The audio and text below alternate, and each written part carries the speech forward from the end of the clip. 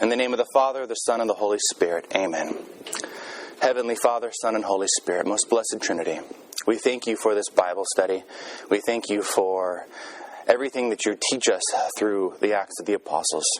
We ask for inspiration, for strength, for courage to put these lessons into practice, to carry them out into our own lives, and to go out and to evangelize and share the good news of Jesus Christ with our friends, with our family members, and just with everybody we come into contact with.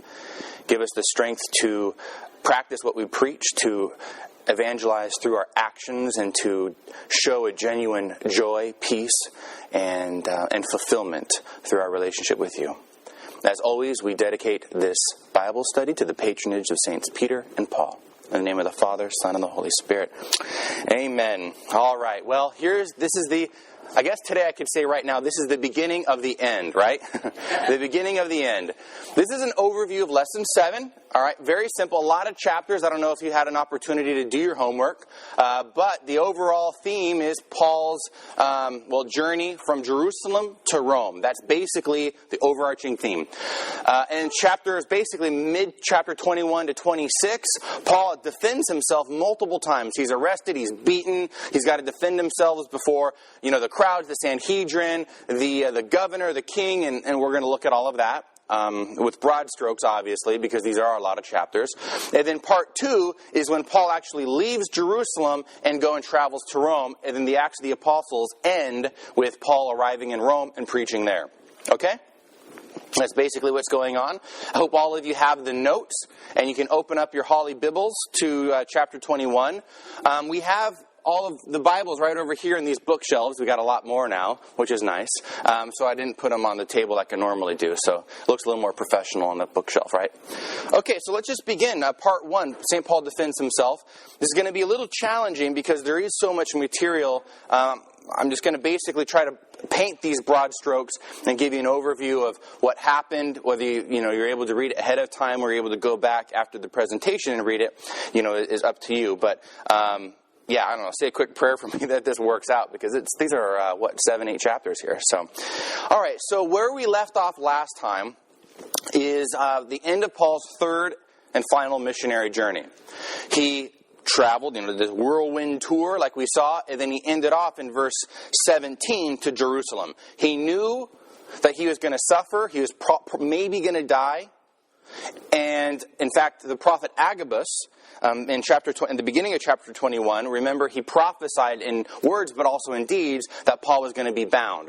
So he arrives in Jerusalem, and what we see here in chapter 21, verse 17, and 18, I should say, Paul went into James. This is James the Less, not James, the other James who was martyred, the first apostle to be martyred previously. But he went in to talk to James and all the elders. So every time you see the word elders, remember the word is presbyteroi, which are the priests. So you got the bishop and the priest. We're really seeing, the hierarchy very developed here, all right, in the Acts of the Apostles. Bishops, priests, and deacons. So in any case, Paul in verse 19 just explains everything that he had just done. He just went on 3 really incredible missionary tours. He got mistreated a whole lot, and a lot of Jews and Gentiles did not believe, but many of them did believe. And so he recounts all of these things. And James responds in a way that, it could be quite dangerous for Paul. Actually, what James does is talk about the rumors going around about Paul. It's a better way to put it. This is what James says, chapter 21, verses 18 through 22. They said to him, "You see, brother, how many thousands of believers there are among the Jews." That's very important. Many Jews didn't believe on the one hand, but on the other hand, thousands of believers among the Jews. That's not even the Gentiles. So there's a lot of success thanks to the apostles' preaching. And then he goes on, "And they're all zealous for the law." These Jews, they're believers in Christ, but they're still very zealous for the law of Moses. Here's the rumor. "They have been told about you that you teach all the Jews living among the Gentiles to forsake Moses, and you tell them not to circumcise their children or observe the customs. What then is to be done? They will certainly hear that you have come to Jerusalem." Now, what's going on here? What's false about this? What's true about it? Some of the Jews understand, let me back up a second. This period of transition between the old law, the law of Moses, and the temple sacrifice, and the end, well, of course, Jesus Christ having fulfilled the law and the prophets, and the destruction of the city and Jerusalem, a major theme that we've been looking at. This whole period of transition is one in which the law of Moses is still being practiced. All right, many are still very zealous for the law. However, as the Council of Jerusalem said, it is not necessary for salvation, especially for the Gentiles. So the Gentiles did not, if they wanted to become Christians, they didn't need to practice the law of Moses. They didn't need to circumcise their children, or circumcise themselves for that matter. They didn't need to follow all the various ritualistic laws that were in those 5 books of Moses. The Jews, however, were still permitted to practice it if they wanted to. Okay? And that was the distinction. So when Paul's traveling around and he's talking to the Jews, he's certainly going to say that Jesus fulfilled the law and the prophets. This is very common through all of his preaching. We're going to see it today. Jesus fulfilled the law and the prophets. And the law of Moses, and circumcision especially, is not necessary for salvation. Faith and baptism and obedience to Jesus is necessary. But the Jews were still permitted to practice the law. Do you remember when Paul circumcised Timothy, for example? It wasn't necessary, but the Jews could still practice it. That's basically what's going on. And the Council of Florence in 1442 clarified this whole issue, all right, for us. And it's very simple. In a particular document, cantate domino, which means y'all. Cantate is y'all, because we want to sing to the Lord. Circumcision and the other rites of the Mosaic law could still be observed in the earliest days of the church, so long as no one considered them necessary requirements for salvation. That's just a distinction. However, these Jewish believers are not going to find this message of Paul's very easy to accept, right? Naturally. I mean, they're going to want to insist. They're called Judaizers. They're going to want to insist that Gentiles still be circumcised, still follow the law, and it's basically the same old argument in the early church. So what James and the others tell Paul, it's like, okay, in verses, 23 and following, all right, do this. Take a vow, as a Nazirite vow, of purification, of thanksgiving, and go into the temple, shave your head, go into the temple, and observe the requirements for this law, for this vow, so that way you can try to prove to all the Jews here in Jerusalem that you're not just kicking out the law of Moses and trampling on it and preaching all of these things against the temple. Okay? Again, the message got confused. So try to prove it through your demonstration that, that these rumors are false. You follow? All right, so he goes in and he does that. And in verse 27 and following, he had almost completed the 7-day vow when some Jews who had seen him elsewhere cry out in verse 28, "Men of Israel, help! This is the man who is teaching men everywhere against the people and the law and this place," which is, of course, the temple. "Moreover, he also brought Greeks into the temple, and he has defiled the holy place." Well, he didn't do that. This Trophimus is a Greek guy from Ephesus, and he was just in the city, as St. Luke just begins to talk about. These are just claims that are really half-baked. They're not true. That's not what Paul's message is all about. And things got really, really violent. Very violent, to the point when they're going to try to murder him, just like Stephen. Now, remember, a lot of these claims, if you go back and you read what happened to Stephen at the end of chapter 7 and chapter 8, a lot of the same claims. He's preaching against this place. He's preaching against the law of Moses. And really all they're preaching is that Jesus fulfilled them. So in verse 36, they're yelling, away with him, which is what happened with Stephen, but it's also the similar reaction of the crowds with Jesus Christ. Okay, so this tribune, who is probably commander of about 800, 1,000 people, has to come out and save them because they're so violent, all right, and he needs to find out, well, what's all this ruckus all about? So he has to arrest Paul to protect him and also to try to figure out why the crowds are reacting in this way. Because remember, the Jews do not have the right to execute anybody. So the tribune actually had to go protect this guy, and if he was worthy of death, then he would be executed according to the law, the Roman law, I should say. Okay? So it's at this point, at the end of chapter 21 and 22, he asks for permission to address the crowds. All right, he speaks to the tribune in Greek. There's a little confusion on who he is because apparently there had been an Egyptian individual who led a revolt against Jerusalem and failed. But no, Paul says, no, I'm a Jew. I speak Hebrew. I was born in Tarsus. And the tribune gives him permission to speak. And now we're at chapter 22. How are we doing as far as the big broad strokes? You with me? All right, fantastic. So, this is the first of 4 defenses in these chapters. A lot of them are very similar, and we're going to touch upon some major points. So, the first words out of Paul's mouth, brethren and fathers. I want to take a quick point. It occurred to me, fathers. Didn't Paul know that Jesus had called no man father? Yes. Yeah, he probably did know that. So what Jesus is talking about is hyperbole. We have our one Father in heaven, but Paul, as well as Stephen and others, can still refer to the leaders, all right, and of course their biological fathers and elsewhere as fathers. So this is one of the many verses that teaches us in Scripture that we can call our priests father, all right. Just remember that. Go back and look at Stephen's speech as well. Stephen constantly calls the elders, the members of the Sanhedrin, fathers. Fathers, it's a sign of respect. It's a sign of authority. All right, and so here Paul does the same thing. So clearly, Paul's not, this is Scripture. Paul's not being disobedient or somehow breaking the command of Jesus Christ. So anyways, I just wanted to point that out really quickly. So, brethren and fathers, and he gives this defense. And then, just basically to summarize, he has to clarify his credentials. That he's not just some guy that fell out of the sky who just showed up and started preaching about Jesus as if he were a Gentile or that he didn't know what was going on. His credentials are quite lofty. I mean, he's a Jew. He's born at Tarsus. And then he lived in Jerusalem and he studied at the feet of Gamaliel. Do you remember Gamaliel? All right. He was no small potatoes either. He was one of the greatest rabbis in that century. Okay? And so if Paul studied at the feet of Gamaliel, people should be like, wow, this guy is smart. He's not a dummy. So he goes on and say, well, I was zealous like you are. I knew the law. And elsewhere in the Corinthians, he says, I practiced the law perfectly, which is a huge claim. So here Paul then says, look, I persecuted the way. I was against these people. And yet, I had this conversion experience. And then remember from the conversion experience in chapter 9. Paul is going to actually tell about his conversion 2 times. This is the first time before the crowds in Jerusalem. We read about it before, right? He's probably on a horse. It doesn't say horse, remember. He's probably on a horse. He and his companions, they see this great light. Paul falls down, right? And Saul, why do you persecute me? Again, this concept, we're the mystical body of Christ. You persecute Christians, you persecute Jesus.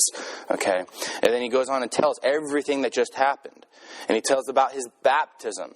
Okay, in verse, 13 and 14 and following. Okay?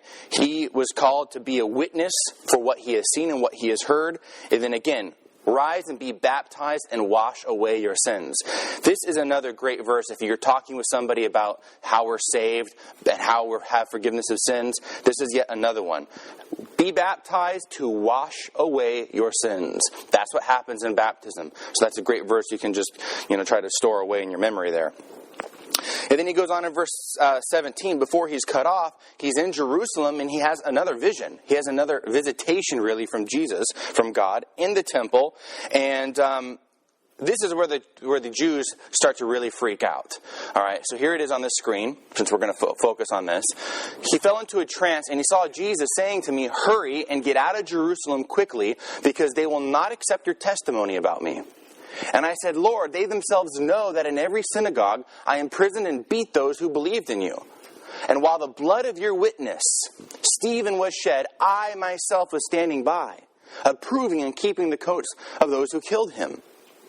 And Jesus said, go, for I will send you away to the Gentiles.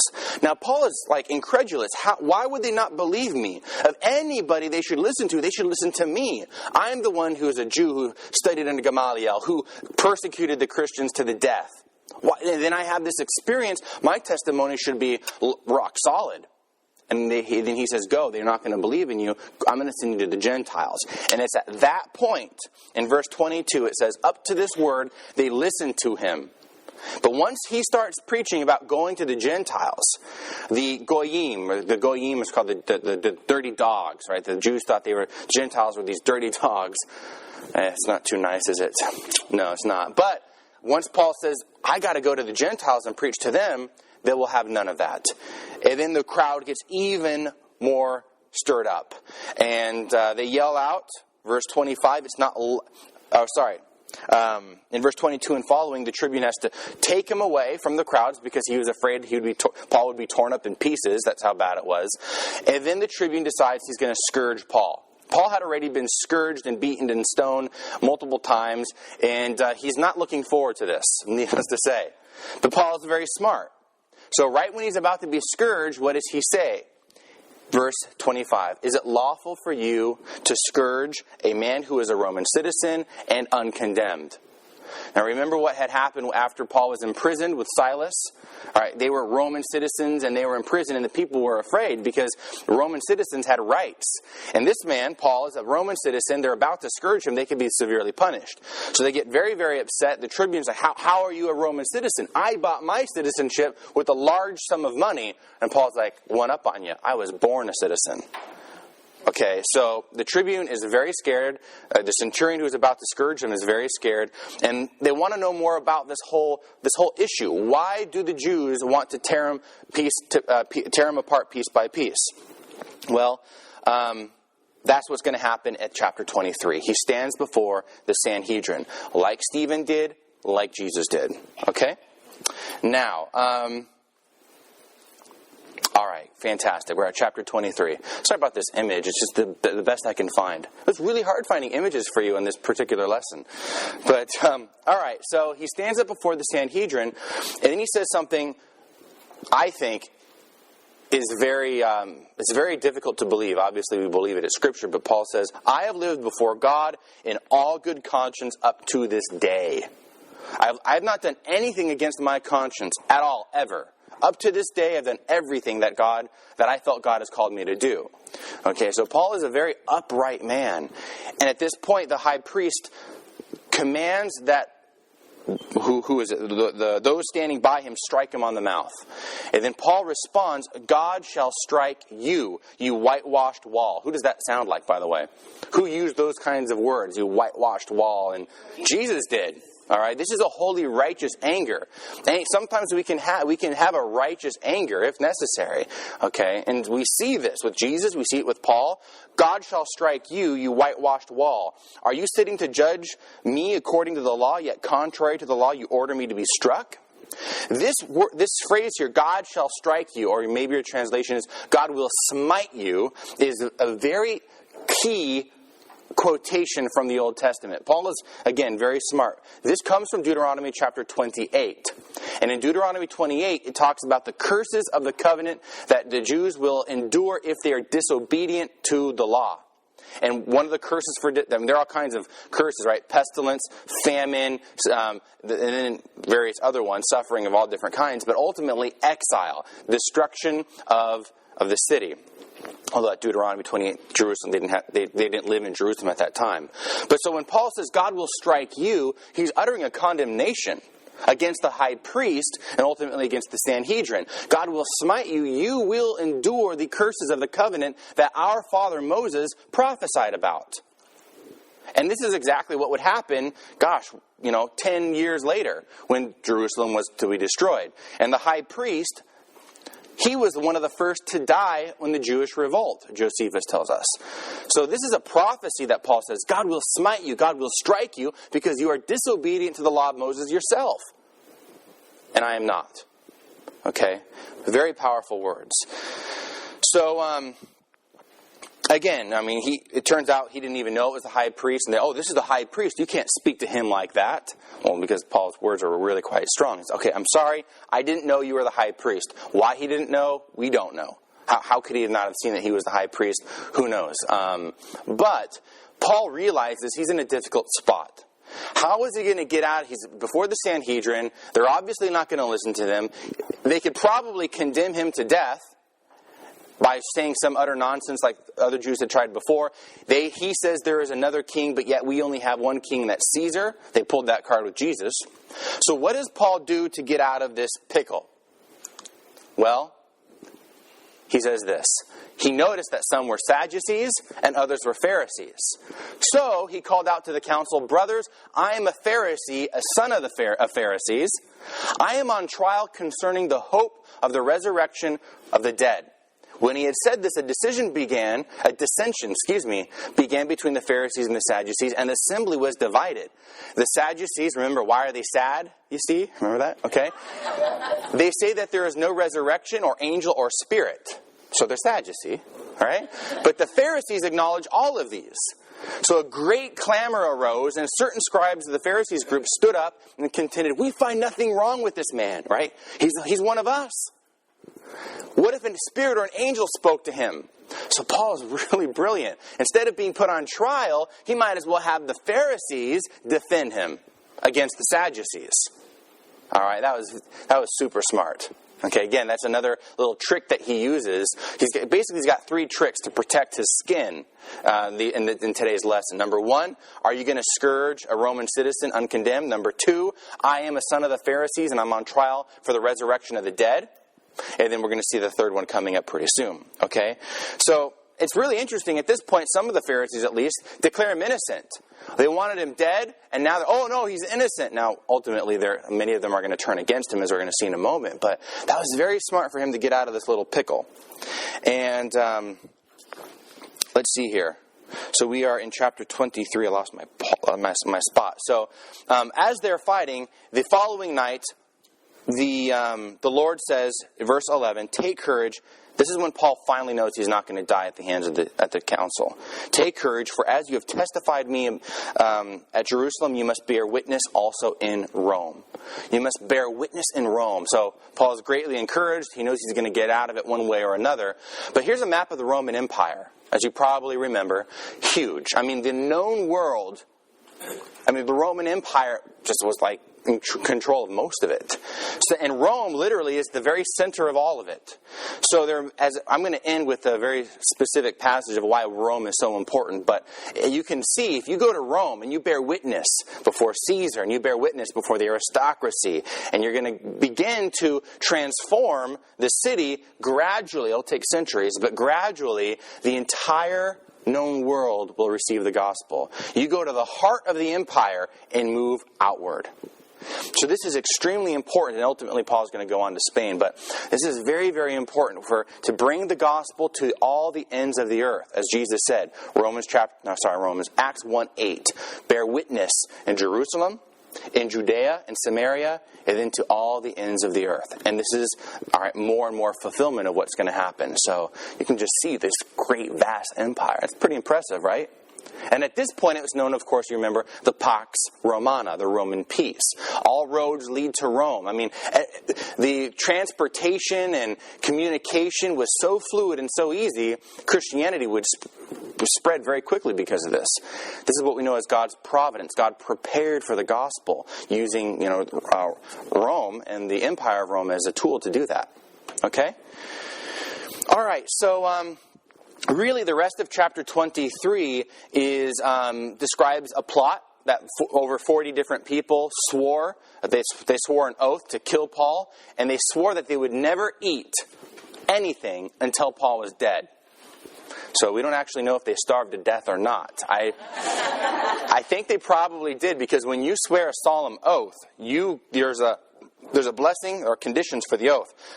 I tend to think that they probably had to starve to death. But, exactly. It is really dumb. But this plot was known because Paul's nephew, do you remember? Paul's nephew heard about it, told the tribune, and the tribune, because Paul's a Roman citizen, the tribune has an obligation under the law to protect him. So he sends Paul up north to Caesarea, to talk to the governor. Here's Caesarea right here. This is ultimately his trip, which we're going to look at. But they stop really quickly at Antipatris, which is like a little camp, a little base. But then ultimately they go a little farther north to Caesarea right there.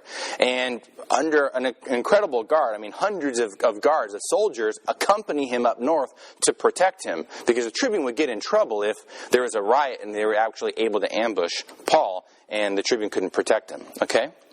So, in any case, that's really the rest of chapter 23.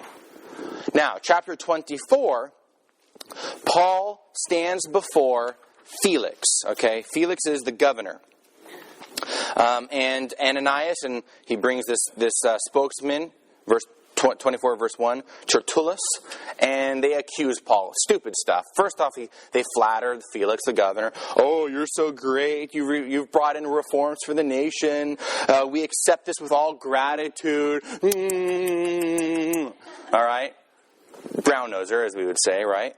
And then, of course, he gets into his accusations, which are totally stupid, all right? We have found this man to be a pestilent fellow, an agitator among the Jews throughout the world, and a ringleader of the sect of the Nazarenes.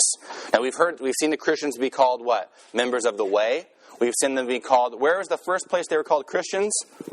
Antioch. Now they're called Nazarenes. It's the only time they're called the Nazarenes. I just drove by, isn't it right here on Mammoth, the Church of the Nazarene? I used to go to a Church of the Nazarene myself when I was in high school. But the sect of the Nazarenes. This is the only time they're called the Nazarenes. But he goes on and he tried to profane the temple, but we see all this is completely false, which Paul says. They can't prove it. But in his defense, Paul focuses, as usual, on some key core points. And that, of course, is the resurrection. When he's talking to Felix, he doesn't really, brown nose at all. He just gets right on into it. He says, I did not disturb the crowd. I did everything that I was supposed to do. They cannot prove it. But this I admit to you. Here's verse 14 and following. This I admit to you, that according to the way, which they call a sect can be positive or negative. For example, the Pharisees, the Sadducees, those are sects of Judaism, okay? So, the way, which they call a sect, I worship the God of our ancestors and believe everything laid down according to the law or written in the prophets. I believe everything in the law and the prophets. I have a hope in God, a hope that they themselves also accept, that there will be a resurrection of both the righteous and the unrighteous. Okay, and then, of course, it goes on. He talks about how he was traveling. He was bringing alms and money to Jerusalem. That's important, by the way. Keep that in the back of your mind. And he says, I was bringing money, and I was in the temple doing nothing wrong. So he ends in verse 21 saying, with respect to the resurrection of the dead, I am on trial before you. Which, of course, the Pharisees preach. The point is, the Pharisees disagree about who rose from the dead, that Jesus rose from the dead. And also notice this last point, both the righteous and the unrighteous. A lot of people don't realize this. And after the final judgment, and there will be the general resurrection of the dead, everybody will rise from the dead. Those people going to heaven will go to heaven with their bodies and souls. Those people who go to hell will also go to hell with their bodies and their souls. So everybody will rise from the dead, some to eternal life, some to separation from God, eternal death. So that's important. We will all have our bodies back. So it's like, okay, well, what will it look like? We 33 years old, perfect and great condition and all the rest of it. Like 3% body fat and all of it is great. There's a lot of speculation about that. But we will have our bodies, all of us. All of us. And that's, I think, a very important verse to point out. We'll talk more about that when we look at the creed. So, all right, in any case, this is the key point of evangelization, the resurrection of the dead and the forgiveness of sins. And verse 22, Felix, he knew about the way. He's been around the block a few times, and he dismissed them, saying, when Lysias the tribune comes, then I'll decide your case. All right, and he kept Paul in custody. He doesn't care about their theological arguments. And this is what Paul is saying. I believe in the law. I believe in the prophets. I preach what they preach, the resurrection of the dead. And then Felix recognizes this. But what Felix is hoping for, Paul spoke about those alms, the money he brought to Jerusalem. That got his ear. So he calls Paul back in verse 24 and following and wants to talk to him some more. So Felix came with his wife, Drusilla, who was Jewish. He sent for Paul and heard him speak about faith in Christ. And get this, as he discussed justice, self-control, and the coming judgment, Felix got frightened because history knows Felix as kind of a cruel, wicked man. So Felix got frightened and said, go away for the present. Go away. When I have an opportunity, I will send for you. At the same time, he hoped that money would be given to him by Paul. Like Paul would say, all right, well, how much do you want? I'm sick of being in this prison. I got work to do. How much do you want? And we can just end this right now. That's what Felix wants, is money. And he's refusing to believe. And how true is that? When you start preaching to people about morality, of justice, of self-control, and coming judgment, people say, go away. Go away. It's very, very difficult in today's world, right? In today's culture.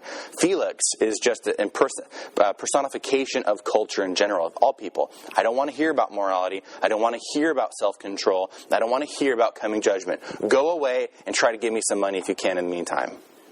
Isn't that sad?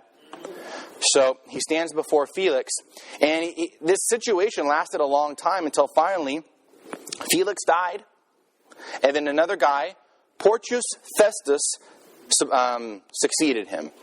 And it's at this point, let me just to summarize here, what's happening at the beginning of chapter 25. See, we're making good progress here. Chapter 25, Festus succeeds Felix, and Festus is trying to do a favor to the Jews. He kept Paul in custody, and then at one particular point, he asked, the Jews, of course, want Paul to go down to Jerusalem to try him, all right, to see his case. And during the trip, what do they want to do? Ambush him, kill him. So Festus says to Paul, well, do you want to go down to Jerusalem? This is important. Festus wants to do the Jews a favor, because he's the new guy on the block, but he's not going to condemn Paul unjustly. So he asked Paul, do you want to go to Jerusalem to hear your case? Paul's, again, very smart. Here comes card number 3. Paul knows that if he goes down to Jerusalem and he's not protected, he's going to probably die. They're going to ambush him. They're going to do whatever they can to kill him on the way. So he's a Roman citizen. So in verse 9... when he asks, do you want to go up to Jerusalem? Paul responds, I am standing before Caesar's tribunal. I ought to be tried. To the Jews I've done no wrong. Yada, yada, yada. I appeal to Caesar. I'm not going back to Jerusalem. I appeal to Caesar. And it's at that point when, of course, he has to be sent on to Rome to stand before Caesar, and Caesar will hear his case. And of course, Caesar's going to say, this is ridiculous. Don't waste my time. Just get out of here. All right? But this is how Paul saves his life. Again, he's smart. He knows he's not going to prove himself a man and go down to Jerusalem and risk fate. He's just going to take out this card and say, I appeal to Caesar. I do not want to die yet. Okay? The preservation of our lives is, I think, very natural, wouldn't you say? Okay, so it's at this point when Festus consults King Agrippa. Okay, King Agrippa. Now, the King Agrippa is the king of the entire region. This is Agrippa II, the son of the previous Agrippa, which we saw in chapter 12, died. Remember, he accepted acclamations of divinity, and then Scripture says he died a horrible death by worms. Remember that? Yes. Yeah, and I remember my slide. No? You forgot. You blocked that out, didn't you? Well, this is his son. This is Agrippa, the first son. And so Agrippa, as according to custom, he goes and he visits the new governor. And when he arrives, Festus is just sort of, dumbfounded. He doesn't know what to do with Paul. This isn't an important case. Paul appealed to Rome, and so Festus asks Agrippa, what should I do? Help me write a letter to Caesar asking him what we should do with Paul. And Agrippa's like, I want to know. I want to hear this man. Well, I want to hear what he says. In verse 22, okay, all right, they're gonna hear him. In verse 25, Festus says, I found nothing wrong with him, but he's appealed to Caesar. So you help me write up a little chart, or write up a little letter to the emperor, and then we're going to send him off before his way. And chapter 26 is his fourth and final defense of his position, of his case. You with me? All right. Very good. This is, I think, going better than I was hoping for, right? Okay, we'll see. All right. So in his fourth defense, now, Agrippa is with his consort here, Bernice, which actually, I just learned this new. It's actually his sister. So Agrippa is, having relations with his sister, which is a very bad thing to do. It's his consort. So Paul is going to try to convince Agrippa convert Agrippa, as we're going to see. Okay? And this defense is very unique because Festus and the tribune, and of course Felix, they all know he's innocent. They just don't know what to do with him. So because Paul knows he's safe, he's going to slightly change his defense in order to try to convince Festus as well as Agrippa of Christianity. And that's why this particular conversion story that he tells of his own conversion story is a little bit different. It has a little bit different details than the previous ones. Now, one thing I've got here from one of the books I've recommended, Envoy of the Messiah from Stephen Pimentel, is this great little quotation here, which makes it distinct, okay? Paul's argument in the speech is prophetic, both in content and in mode. In content, the argument is centered on a recurring appeal to the Hebrew prophets. In mode, this speech arranges autobiographical information. Why? So as to highlight Paul's commission as a prophet for the new covenant. Okay? In both aspects, the speech is aimed at persuasively presenting the gospel to Agrippa, a man reputed to be committed to Judaism as well as a favored client of Rome. So Agrippa, certainly he's much more, he's got his issues, his moral issues, no doubt about it. But he knows about Judaism. Apparently he's somewhat committed to Judaism, but he's also a favored client of Rome. So Paul's going to just go for the gold. He's just going to go for it and try to convince Agrippa of the fulfillment of the prophets and Paul's authority to preach about the new covenant. Do you follow? All right. And again, I got these books right over here if you want to take a closer look at that. So, some of the basic themes. We're not going to read through the entire speech here, but Paul starts off in this defense with a very important detail that I've spoken to you about many, many times. Verse 6 talks about the tribes. Okay, chapter 26, verse 6. He says, "And now I stand here on trial for the hope and the promise made by God to our fathers, in which our 12 tribes hope to attain, as they earnestly worship night and day." The hope of the promise. What is the promise? Well, the Son of David, the Messiah. He would come, he would restore the kingdom of David, and he would gather the 12 tribes. Remember, I've been talking about this, I think, every single week. The gathering of the 12 tribes. Now, this is very difficult. It's nearly impossible at human reckoning, because here's a little map I found of which there's 10 tribes back in, well, here's a little map. 734, 732, and ultimately in 722, when the Assyrians destroyed the northern kingdom. And 10 tribes were just scattered. Literally just tossed to the four winds. Not literally, but they were tossed to the four winds. There they go. Look how light they are.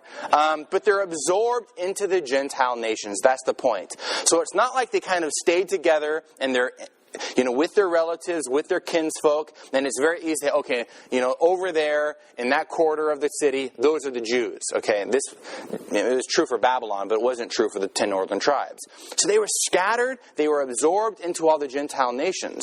And the hope of the promise was that the Messiah would come and gather all of these 10 tribes, lost as well as the 2 tribes of Benjamin and Judah, into one family once again, into one kingdom. That's the promise that the prophets foretold. How does that happen? Well, in the church. Now, the key is this. You're going to get those 10 tribes back with the Gentiles into that one kingdom. And that's why the prophets always said the Jews, the Israelites, as well as the Gentiles will be brought into the one family. Is that clear? Is that understandable? And that's how everybody would be gathered into one kingdom, which is, of course, the Catholic Church. So, this is what Paul is talking about. And he says, "Why is it thought incredible by any of you that God raises the dead? And through the resurrection, we have forgiveness of sins." Again, one of Paul's very important points. Okay, that's what we've been seeing in Matthew and in Acts. That's what Paul preaches about. Okay, and then of course he gets into his own conversion yet again. This is the second time he talks about his own conversion, and this is the third account in the Acts of the Apostles. But there's something very interesting that is said here that's not said elsewhere. Paul says, "I heard a voice saying to me in the Hebrew language, 'Saul, Saul, why do you persecute me? It hurts you to kick against the goads.'" Did anybody notice that when reading? Like, what does that mean? It hurts you to kick against the goads. Well, the Ignatius Study Bible points out that it's a Greek proverb that the Greeks would very much know of. So it says this. It's a Greek proverb about useless and harmful resistance. The idea was well understood among farmers. Yoked oxen that kick against the plowman only injure themselves on the sharpened spikes that follow behind them. Jesus was telling Paul that his resistance to the gospel was futile, to the point of being personally harmful. That's the point. Paul cannot resist. Jesus captured him, almost imprisoned him, as Paul says elsewhere in his epistles. And if Paul resists, he will be harmed himself. Okay? So why, and this is important because he's trying to convince Agrippa and Festus that they should, of course, convert as well. All right, then he goes on and he talks again about the necessity of the law and the prophets for Christ. He talks about the necessity of Christ suffering from the law and the prophets, the resurrection, the forgiveness of sins, the same stuff that we've seen all along. Okay? That's important. Verse 20. We must perform deeds worthy of repentance. Let me just say really quickly, since I think we have a little bit of time. You know, one of the controversies between Catholics and non-Catholics is salvation, right? Are we saved by faith alone, or are we saved by faith and works, right? This, again, is another passage talking about the necessity of faith and works. We must have faith in God. We must repent. But here, Paul says, like John the Baptist and like Jesus, we have to perform deeds worthy of repentance. Now, it's one thing to say, I repent of my sin, and it's quite another to live a new life. Full conversion, what in Greek is called metanoia. Metanoia is a complete turning from sin in thought and word and deed and action, okay? And this is another important passage that proves to us that we have to do good deeds as well. Not just say, I believe, but also to actually live that out. Just by way of parentheses, okay? Parenthetical remark. So, all right. All right, so he's standing before Agrippa, he's saying all these different things, and then, of course, Festus responds. Paul finishes his preach. Festus responds, verse 24, Paul, you are mad. Your great learning has made you mad. He can't accept it at all. Paul, of course, is very, very learned. You're mad. You're insane. How can you preach about the resurrection of the dead? How can you preach about the restoration of the lost tribes? You're absolutely out of your mind. And what does Paul say in response? I am not out of my mind, most excellent Festus, but I am speaking the sober truth. Indeed, the king knows about these things, and to him I speak freely. For I am certain that none of these things has escaped his notice. This is my point. For this was not done in a corner. The historicity of Jesus Christ and the historicity of the early church was not done in a corner. We've got Jewish and Gentile, Roman, early secular historians talking about Jesus, talking about the early church. We got conversions all over the place.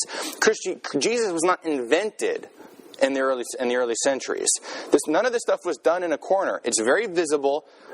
It's very plain for everybody to see. And Paul knows that King Agrippa has seen it. He knows about these things. That's very, very important. Our faith is historical. Jesus was a historical figure, even if people want to say he was a figment of their imagination. Have you heard that before? We made Jesus up. Jesus never existed. Have you heard that before? Oh, consider yourself lucky then if you haven't, because that's the new vogue, to deny even the historicity of Jesus Christ. That's how bad it's gotten. Okay? And that, to me, takes a lot more faith than actually believing in him. So, these things didn't happen in a corner. Now, Agrippa responds to this comment by saying, in a short time, you think to make me a Christian? That's very political. Oh, in such a short time, I need more time. I got to look at this. Give me, procrastinate a little bit. You want to make me a Christian in such a short amount of time? And Paul responds, yes. He responds, whether quickly or not, I pray to God that not only you, but also all who are listening to me today might become such as I am, except for these chains. People have asked me many times, especially when I was younger and even more brash and zealous than I am today, you want everybody to be a Christian? And I quoted this, yes. I would like not only you, but everybody to become a Christian. I wasn't in chains at the moment, but that's the point. We want everybody to be Christian. We want everybody to receive the sacraments. We want everybody to have forgiveness of sins. That's the goal. That's why we're here on earth, is to truly find eternal life.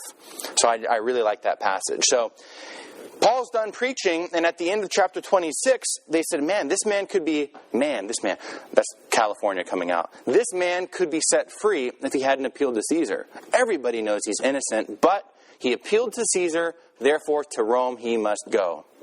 And that brings us to the final section. All right, chapters, 27 and 28. And this is pretty simple, especially once it gets to Rome. Are you all with me, though, before we proceed? All right. Okay, so Paul sails to Rome, and the beginning of chapter 27, here's a map of the travels. The beginning of chapter 27 basically describes everything that had happened, okay? They go up to here to Myra, around Cyprus. They leave from Sidon, which you can't quite see the whole thing. They go around Cyprus into Myra. They get on another boat. They go to Salome in Crete, and they come down this way because the wind. See these arrows? I really like this map. These arrows are blowing so far, so strong, they have to come to this port called Fair Havens. But the weather's getting bad. It's actually about end of September, early October. We know about that because there's a reference to the fast in verse 9, which refers to the Day of Atonement. So they're like, we have to winter. Winter's coming. The sea's going to get very, very stormy, but we got to find a port. And so they're about ready to leave. Paul says, don't do it in verse 10. I perceive that the voyage will be very dangerous. There'll be a lot of injury and loss to the cargo, to the ship, and also to life. But they say, no, we got to go. And as they're traveling towards, Sicily, they get lost. So we have no idea where, but they get lost somewhere in this area. And everybody is beginning to freak out. 2 weeks go by, 14 days, incredibly rough storm. No one's eating. Everybody's afraid for their lives. Now, could you imagine? I just couldn't imagine that. Could you imagine being on a rickety old ship in the middle of a storm in the Mediterranean? As I told you before, we did a Mediterranean cruise, my wife and I, after we got married. And there was were you there? Or in any case, there was a storm right about here. We couldn't go to Cyprus, so we had to come down to, down here to Cairo. But even that big old ship, have any of you been on a big ship in a storm? You literally will roll in your bed. Now imagine being in a rickety old wooden ship, okay, with the rats, with the smells, with everything. You would fear for your life. All right, let's put it that way. So they're lost at sea. And then Paul, in the middle of chapter 27, says in verse 21, you should have listened to me. You should not have gone. I told you so, he says. But I bid you take heart, because this very night an angel came to me and said, do not be afraid, Paul. You must stand before Caesar, and behold, God has granted to you all those who sail with you. So take heart, men. Okay, we'll lose the ship, we'll lose the cargo, but we will live. All right, and then of course the rest of chapter 27 talks about this entire episode. Some individuals try to escape, and Paul says, "Look, it's actually quite sneaky and quite disreputable, quite dishonest. The sailors we want to go look at the sails, and they tried to lower down the lifeboat and get on the lifeboat and abandon the ship. And Paul told the centurion, if they leave, then we're all done for. So the centurion had to get them back on the boat. Another interesting episode you might remember, the soldiers wanted to kill all the prisoners on the ship. They saw some land, and they ran aground, and the prisoners wanted to kill the soldiers wanted to kill the prisoners. Why? Because if a soldier lost a prisoner, guess who got punished for it? The soldier. So they want to kill all the prisoners, and the centurion wants to protect Paul, and so they came up with the strategy to save the prisoners' lives. So it was a very eventful voyage, no doubt about it, and they run aground to Malta. Malta's a lovely, lovely little island. That was one of our stops on our cruise. Beautiful little island. It's like being in Britain again. You even got the little red telephone booths. All right, because of course, with the empire it had grown so much, that was a big base. So they arrive at Malta, and they shipwreck at Malta, and they all barely survive. And the Maltese are very gracious. They're very hospitable. They feed them. They make this big bonfire for everybody to survive. By the way, there's a passage here that Luke is with them the entire time, so that's why we have all these details. But there were 276 persons on the ship. Luke says specifically. That's a lot of people, and they all survived. So they shipwrecked. They're at Malta. In verse 3, there's another incredible miracle. Paul's gathering a bundle of sticks to put them on the fire when a viper came out because of the heat and fastened on his hand. So you can imagine, right? This huge, massive viper on his hand. Paul goes over to the fire and shakes it off into the fire. And everybody's watching, think, yeah, this man is a murderer. He's a thief. He's someone very bad. He survived the shipwreck, but the gods are punishing him still. So let's see what happens. He's going to swell up and he's going to drop down dead. And it says, as they waited, verse 6, expecting him to swell up or fall down dead. There you go. They had waited a long time, and when no misfortune came to him, they said, he's a god. Okay? Very fickle people. He's a murderer? No, he's a god. All right. But that's a very incredible miracle. God protected his life. And it actually harkens back to what Jesus said would happen for the early believers. All these signs will accompany those who believe. By using my name, they will cast out demons. They will speak in new tongues. They will pick up snakes in their hands, and if they drink any deadly thing, it will not hurt them. They will lay their hands on the sick, and they will recover. Primarily, this is talking about the signs accompanying the apostles, not these crazy little evangelical fundamentalist sects that are around and picking up rattlesnakes. Have you seen this? Actually, Helen brought me a little newspaper article a couple weeks ago of a pastor who they pick up the rattlesnakes. He died. His son carried on the mission. He died. So there are people out there who drink cyanide, who have rattlesnakes and vipers in baskets that they pick up, and they're interpreting this, literally. Now, granted, God protects people if necessary. Other miracles have happened, but this is not a mission statement for a new church. Okay. Anyways, but we see all this take place in, and of course, in the Acts of the Apostles. All right. So, anyways, Paul continues on. Great things happen in Malta. He does great ministry work. But after the winter, they go up, and the rest in chapter 28 it talks about how they go up to Syracuse, to Rhegium, up to near Pompeii and Puteoli, and then the Forum of Appius, 3 taverns, and finally up to Rome. And that's all the very middle of chapter 28. So quite a long voyage. I mean, it took a long time to finally get. Now we just have an overnight flight. It's like I'm so grateful to be in this century. So he arrives in Rome, and after, everything that we've just seen. And then here we have the final preaching of Paul, and this is how we're going to end our Bible study. Remember that there had been a lot of preaching, of debating, of great conversions in Rome. We had talked about this before. Peter had probably been there, according to tradition, 2 decades before when he had to leave. In chapter 12, Peter takes off. So tradition has him going to many places, but Rome is one of them. And Paul greatly wanted to visit the Romans. He had never been to Rome at this point. So in Romans chapter 15, he's writing to the Christian community in Rome, and he says, with no further place for me in these regions, I desire, as I have for many years, to come to you when I go to Spain. See, Paul was a globetrotter. He wanted to go everywhere. He wanted to go as far west as Spain, and he wanted to visit the Romans. I do hope to see you on my journey and to be sent on by you once I have enjoyed your company for a little while. So this is a great fulfillment of Paul's desires. He wants to go to Rome, when we're going to see why, theologically speaking, in a moment, on his way over to Spain. Now remember, we saw before, Paul had met some Jews who had been kicked out of Rome. Do you remember that? In 49 AD, the Emperor Claudius had expelled all of the Jews because they had all these dissensions about a certain Christus. Do you remember this? For those of you who are with me, I forget the exact chapter. He was on his second journey, I believe. I can look again. Oh yeah, chapter 18. There we go. Aquila and Priscilla.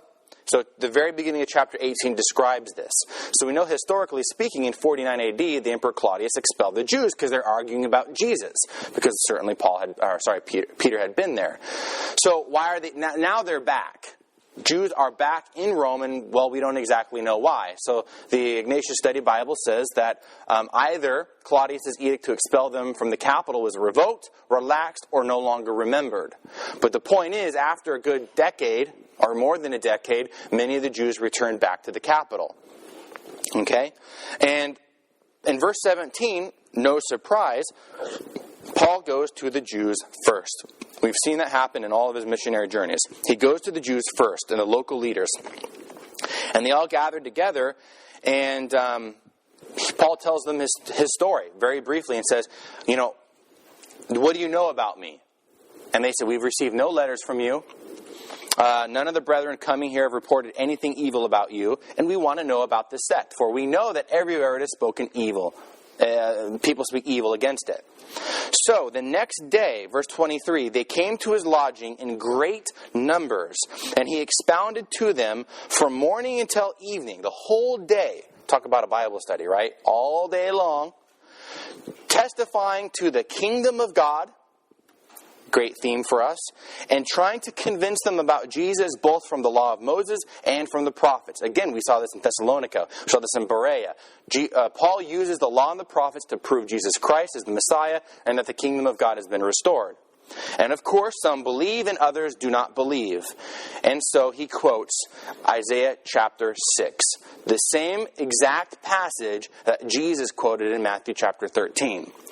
Go to this people and say, you will indeed listen, but never understand. You will look, but never perceive. For this people's heart has grown dull, and their ears are hard of hearing, and they have shut their eyes, so that they might not look with their eyes and listen with their ears, and understand with their heart and turn, and I would heal them.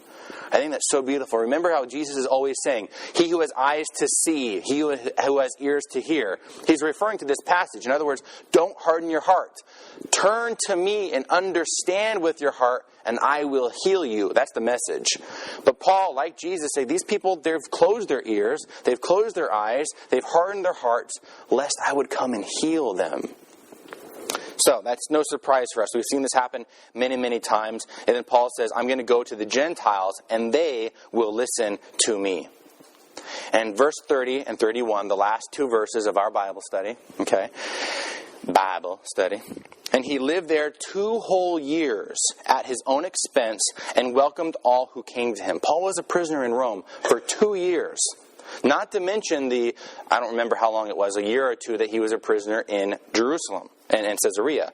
And he welcomed all who came to him, preaching the kingdom of God and teaching about the Lord Jesus Christ quite openly and unhindered.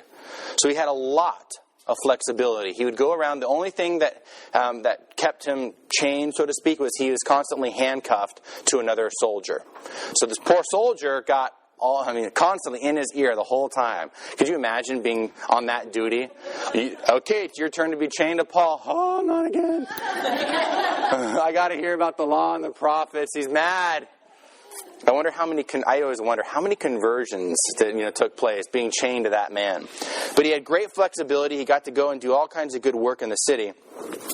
And during this whole period, I should say, from Jerusalem, especially here in Rome, he wrote his captivity letters. So I've got them here for you. Ephesians, Philippians, Colossians, and Philemon. So during this period, Paul wrote to the churches that he visited, the churches that he founded. Okay? And it ends, and we have no idea. Well, what happened? St. Luke just done. Well, what happened to him? And the Ignatius Study Bible gives 2 options. And of course, we know from church history and from church tradition what happened, but 2 things. Number 1, it might be that Paul successfully defended himself and was acquitted by the Roman tribunal. And this might be accepted because every Roman official in Acts up to this point was convinced of his innocence. The Romans don't care about the Jewish theological disputes. So that's number 1. Number 2, it's also possible that Paul's accusers from Jerusalem failed to make an appearance before the court. They're not going to want to make that perilous journey. So they might not have shown up, giving Rome legal cause to dismiss the charges against him and warrant his release.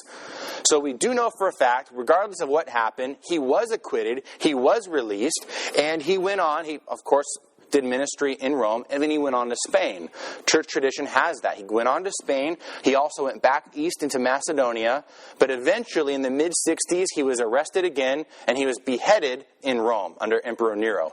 The famous fire. Nero started this great fire in Rome to rebuild his mansion. And he blamed the Christians, so he would crucify the Christians and then light them on fire for his parties. And he crucified Peter upside down. He beheaded Paul. Why was Paul not crucified? Because he was a Roman citizen. So he got the easy death of a beheading. Comparatively so, right? Trust me, I'd rather be beheaded myself than crucified. I think we all would. So I'd prefer to die peacefully in my sleep, though, if you're going to really ask me. So this is important. So he dies, but why did he? So I want to end with this point now. Why did he want to go to Rome so badly? Well, this goes back to Daniel chapter 2. Do you remember this vision that Daniel had of the great statue, the head of gold, which represented Babylon, the chest and the arms of silver? All right, then which is Medo-Persia, the torso of bronze, which represented Greece, and then the legs of Rome. Okay. Well, the legs of bronze, of course, iron, that represented Rome. Now, Daniel had this vision of a little stone made without hands. It's an altar stone, actually, made without hands that came and would crush this entire statue. And this is what happens. In those days, And in the days of those kings, the God of heaven will set up a kingdom that shall never be destroyed, nor shall this kingdom be left to another people. It shall crush all these kingdoms and bring them to an end, and it shall stand forever. What kingdom did David see? The kingdom of heaven, the kingdom of God, the kingdom of David, that will crush these kingdoms and last forever. So Paul wants to bring this gospel to Rome. So they lived at the time of the Roman Empire, which would ultimately defeat the Roman Empire, not literally politically, but spiritually so, and it would grow and develop throughout the entire world and last forever. Paul knows that when he goes to Rome, along with Peter and, of course, the rest of the evangelists, they would fulfill this prophecy. And the kingdom of God would overtake all the kingdoms of the earth and last forever. That's why Rome is so important, theologically speaking. Do you follow that? Very, very good. Okay, so it's also open-ended for a very important reason, because we are part of this history. From this point on, Acts chapter 1, verse 8, go and preach the gospel to the ends of the earth, is taking place. We're still fulfilling that command to go and preach the gospel to all nations, to all little itty-bitty tribes, tongues, colors, races. We must preach the gospel. And what do we preach? The core of Paul's message: the kingdom of God is fulfilled, and the resurrection of Jesus Christ brings us new life and the forgiveness of sins. That's what we should be preaching. So, that's why it's open-ended. So your homework is to go and evangelize. All right? That's what your homework is. Go evangelize. Remember, the church goes by the way of the cross. I have a couple points here. The church must mimic her Savior. We saw this with Peter, with Paul, with Stephen, and the church at large must suffer. We must carry our cross. So do not be afraid of your cross. Embrace your cross, whatever it is, whether it be physical, spiritual, emotional. Embrace your cross. Offer it up for the salvation of souls, and be a witness for Jesus Christ. You've all got a story. You might not have fallen off a horse. I mean, maybe you did in some way, literally, maybe physically or metaphorically. But you got a witness. How has Christ changed your life? Talk about that. Because remember, Jesus is historical. And he's not just, we don't study him like we study Muhammad or Buddha or any other religious figure. Jesus is alive, and he is alive in our hearts. He is alive in the Mass. So talk about how he has shaped your life. And go in the power of the Holy Spirit, as my last thing to say. Remember how Acts began. The people, the apostles, the disciples were hungry for the power of the Holy Spirit. Remember that dunamis we talked about? The holy dynamite? Holy dynamite, Batman. That's what we should go out and do. And it's not easy, no doubt about that. But this is our history. So, having said that, before we get to questions, are there any of your own questions that you have or clarifications you want me to give?